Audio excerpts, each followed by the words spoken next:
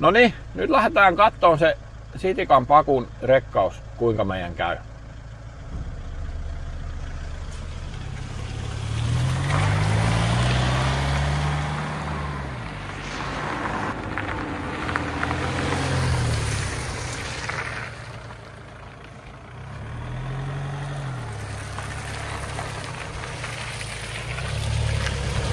No niin. Kuinkas meitin sitten kävikään? Kävikö meidän hyvin vai hyvin huonosti? Mä näytän, tämähän on siis 7-paikkainen auto. Ja nyt tämä on virallisesti pakettiauto.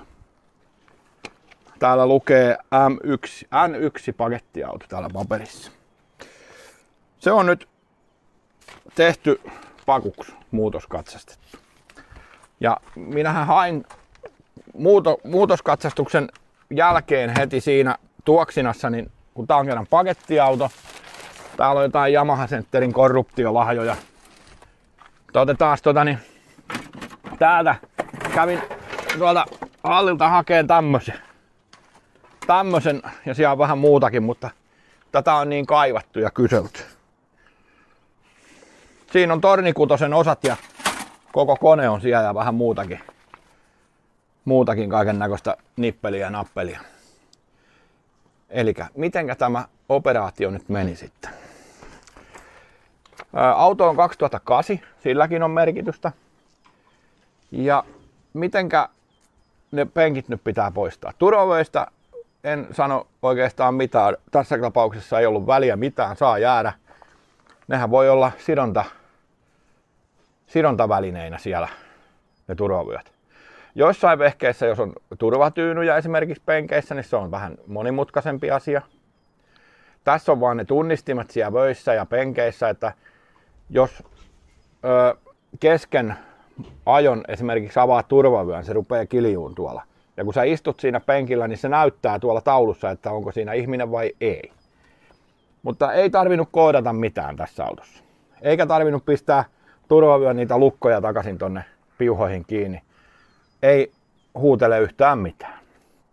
Meni ihan näineen. Penkit pois. Matka kaatopaikalle, ne meni jo. Että älkää kyselkö, jos joku tarvii penkkejä, ne meni jo. Ja tässä oli pulteilla kiskot, penkit ja kiskot kiinni. Niin niihin reikiin pyssyllä ammuin takaisin ne alkuperäiset pultit ja hitsasin torksikannan niin, että sitä ei pysty avaamaan tavanomaisilla työkaluilla. Eli se menee niin se pykälä, että jos siellä on lenkkejä, koukkuja, jotain, mihin ne penkit tulee kiinni, ne pitää tuhota tai tehdä semmosia käyttökelvottomiksi, että niitä penkkejä ei saa kiinni. Ja jos on pultteja, niin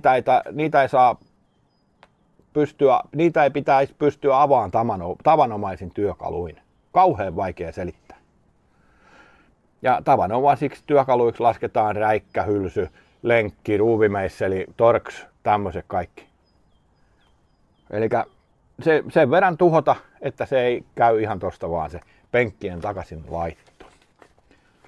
Toki ne voi ne pultinreijät hitsata umpeen. Jos siellä joku sarana-systeemi niin rälläkällä vetelee kappaleeksi, niin että niitä penkkejä ei saa sinne muuta kuin hitsaamalla ja korjaamalla kauhean määrän asioita niin takaisin.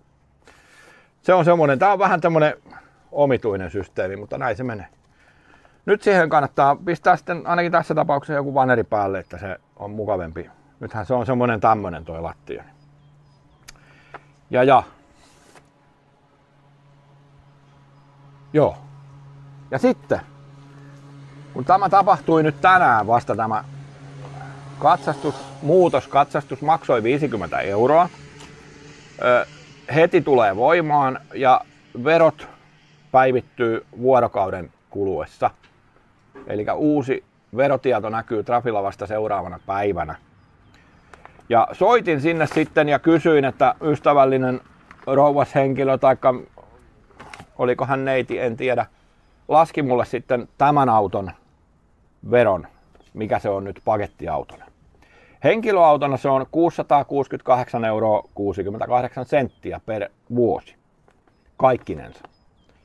Ja pakettiautona 265 €. Eli merkittävä muutos. Ja varsinkin autolle, jolla ei ole sillain varsinaisesti kauheasti käyttöä, se seisoo suurimman osan ajastaan, niin näin sitä voi pitää tässä nyt pakettiautona ja ei nyt ihan kauheasti köyhdy tässä. Ja sitten tässä on se toinen syy. On kai pari kertaa sanonut, että tämä auto ajetaan loppuun.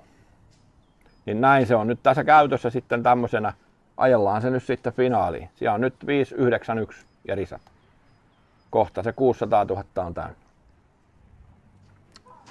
Tämmönen pakettiautokeissi. Ja siinä se teidän auto, mikä se sitten on, mistä haluatte pakettiauton. Soittakaa katsastuskonttorille ja kysykää, onnistuuko se siitä tehdä ja mitä he sanovat. Näissä on eroja. Ja tämä homma kai vähän tulee muuttuun. Näin olen antanut itseni ymmärtää, että hopi. Joo.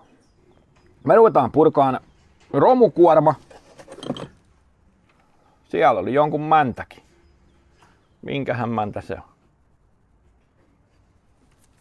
Se on Yamahan mäntä. Voi et.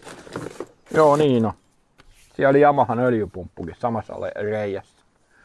Siellä on kaiken näköistä osaa ja hilpetööriä, mutta suurin osa on tuossa Merkurua ja sitten siellä on Flipperin vetolaite. Se on kylläkin tuo levyn alla nyt jemmassa. Sieltä se öljyhaju muuten tulee, kun mä ihmettelen, kun täällä haisee öljyä, niin sieltä on peräöljyä valunut sinne. Voi. Meillä on täällä orjatyövoimaa. Mulla on sähköpiiska tossa, ette näe kuvan ulkopuolella, nuoriso on pistetty töihin. Katsotaan mitä seuraavaksi juttuja tulee. Yritetään nyt kuvailla kaikkea. Tässä on kaiken näköistä touhua. Mennään tällä. Palataan asiaan. Hei. Meni sanat ihan sekaisin. Vaikea selittää se, että tavanomaisin työkalu jotain ja mitenkä. No kai sitä nyt selvänsä.